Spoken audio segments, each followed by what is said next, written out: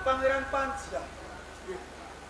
Saderenge pangapunten dalem paman. Yen saka panyawange kula lampah panjenengan konjong wimis paribasanipun tan bedane dibujung kawan kewan ingkang galak saktenanipun wonten perkawis menapa to Pak? Kanjeng Pangeran Panjang. Mawa teges pamanku Danawaksa. Tansah lumayu wingking ingkang kula toleh.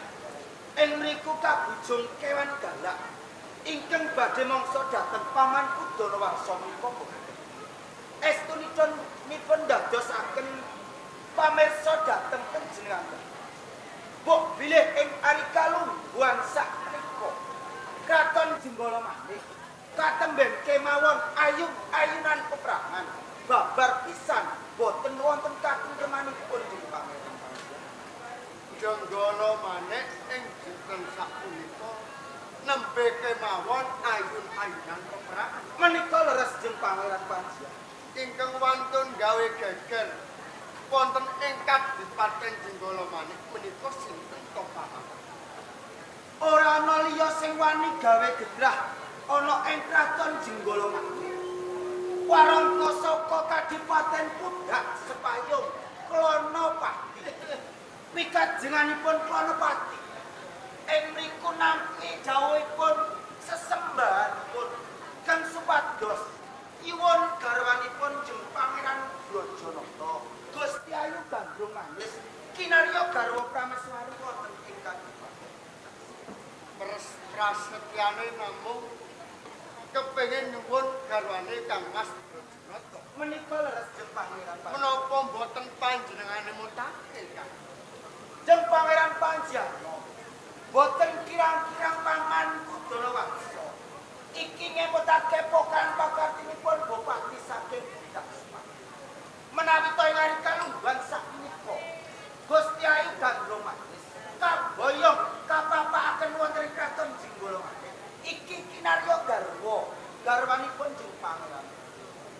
Nek babar pisan boten kadhahar sedayanipun kula boten mendho tansaya ndodho nuhake pasti dadosake peperangan menika pepuntonipun panjenengan ngertos piyambak kula mlajar wingking-wingking kula toleh ing mriku kula boten tumama nandhi prajurit saking Kadipaten Pudak.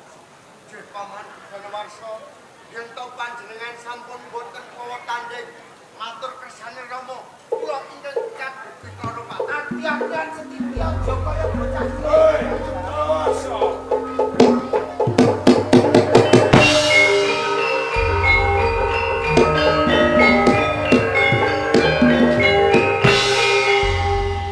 Sopo demen tangkak ana ing pengarepan? Ya, kena diwanokake. Aku Panjano. Panjano. Saka ing Jenggala Jenggala maneh. bali sapa sing dadi Ranopati Pudak Sepayung. sing Ranopati iki kowe. Nek kono bener apa sing kandhane Paman Danawaksa? Prasetyamu kepengin arep boyong garwane Kang Mas Brajanata. Pancen kabeh ora kleru. Mula Panjano luwih becik kowe sumingkir ora usah dadak melcandung lawuh perkara bocah iki. Nek pancen kowe bisa boyong panjenengan kang syarat kanca. Apa syarat-syaratane? Nyawane Panjano untung ana ing Lakon apa sang dadi pencalon maju bisa maju ganatemu. Yeah.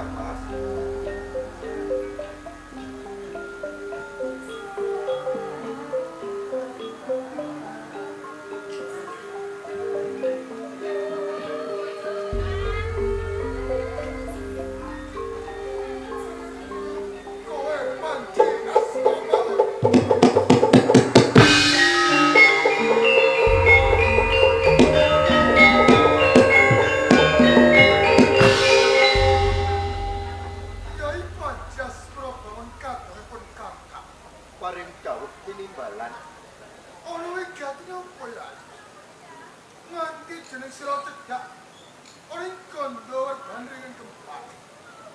Mongko pun kakang latwal. Sari betkan kawat kadro manes. Sari orang sadrin tilampang. Pangapunten sakderepun Kang. Menawi toh pun kadang menika cuman toko tansah ganggu kamarganipun panjenengan. Awit kula menika nggumun dhateng panjenengan nggih Kang Mas. Perkara bayai Panjas Purba. Awit anggenipun panjenengan sesarean menika kok kiambakan. Kowe iki aja ngajak gojek. Pun kakang sing ngandhaki. Anggone sare ana santri dilampakan. Sari betkan Mbak Iwi pegat rumah mesjid. Saripit. Ning kasunyatanipun panjenengan menika kaiji. Lah iki apa?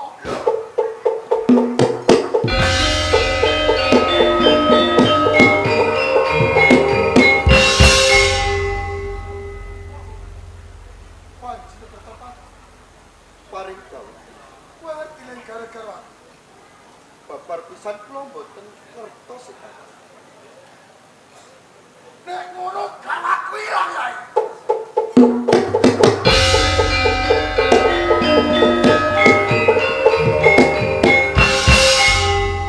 Yai Panci Asmorban Paring dawuh. pon kakang yon beksa. Satri Yai Panjas Purbangun cecak orang ringin keempat. Ono sawijining pawan kang Narwasya Pra. Pangapunten sakderepun Kang. Yen kula cedhak wonten ing ringin kepak. Boten wonten pawangan sanes kejawi kula lho. Wong kowe Panjas Purbangun Paring dawuh. yen karono aku nduweni tutut pangkon. Ilange garwaku gandro manis. Kowe sing nyolong.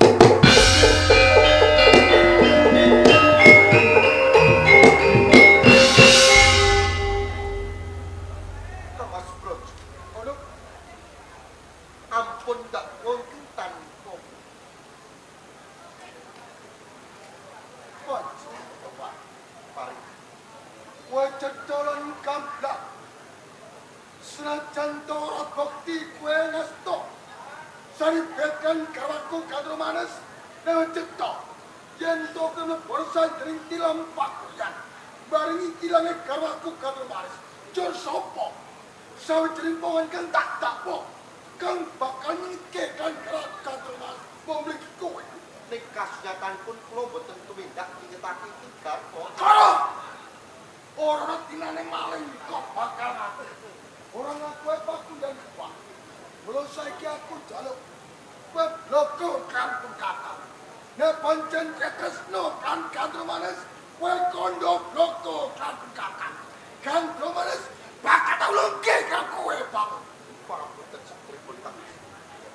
Saestu pun kadang boten tumindak nyetaki garwa dhateng. Napa malah agengipun darbe raos tresno. Bangsa suara bangun, kowe kadangku sing tak tresnani. Kowe kadangku sing tak golok-golok. Saiki aku njaluk pengasuhan kang mati. Garwaku gandro manis, mbok sing kemden.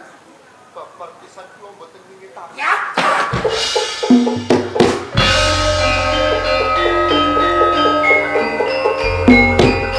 Bangun! Kang Mas Broj. Kowe kawan nang ndro. Besok sare wis rekan jeromo. Kang kader kling karo jegoro. Iki memiliki yai Panjas. Nek yo kene bangun. Kowe calon ratu paling jegoro maneh. Apa bisa? Kowe lan ngene rosolan rumangsa. Monggo kantong mati kawan pencakap pati Brojoto. Ning yo kene ketol kakak. Kang Mas Broj. Kula kedang matur kados pundi menawi toh panjenengan saged kados. Saestu Kang. Warga setuping jalan bakarte.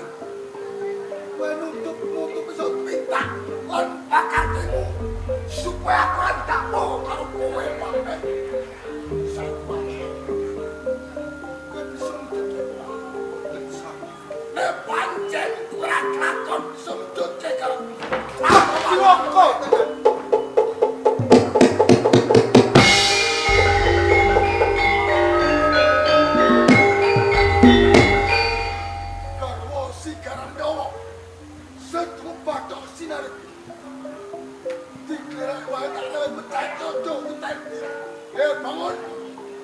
senajan tokrat bisa wujudake karo nanti lebuning layane naga merpasa yen tokrat bisa wujudake karo mas kakon mati tangan